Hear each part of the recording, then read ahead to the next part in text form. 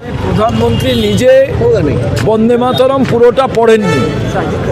কোনো সময় যদি নিজে পুরো পড়তেন তাহলে উনি পার্লামেন্টের ভেতরে দাঁড়িয়ে ভারতবর্ষের যেটা হলো পুরো জনগণের মন্দির মসজিদ গুরুদ্বারা নাম হচ্ছে, চার্চের নাম হচ্ছে ভারতবর্ষের পার্লামেন্ট, সেখানে দাঁড়িয়ে তিনি বঙ্কিমদা বলে বলতেন না, তিনি এর ভুল ব্যাখ্যা করতেন না।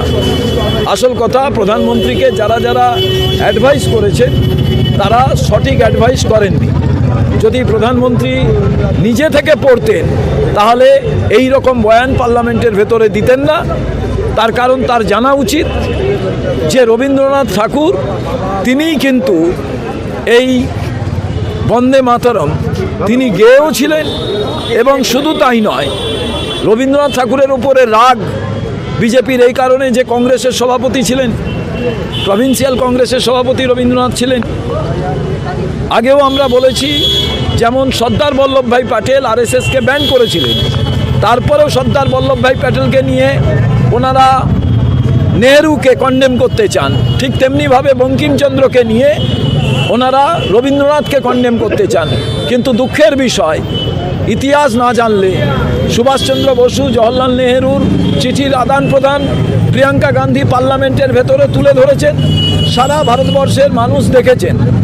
এই জায়গায় আমি দাঁড়িয়ে বলতে চাই যে এই বিজেপিকে বাংলায় কোনোভাবেই স্থান দেওয়া দরকার নেই।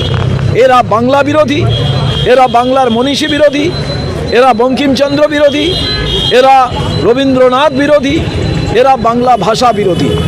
কোনো মানুষকেই এই বিজেপিকে স্থান দেওয়ার প্রয়োজন নেই। এরা মন্দির মসজিদ করে যেমন ভাগ করতে চাইছে, হিন্দুর বাড়ির ছেলে মুসলমান বাড়ির ছেলে বেকার, তা নিয়ে প্রধানমন্ত্রীর মুখে কোনো কথা নেই।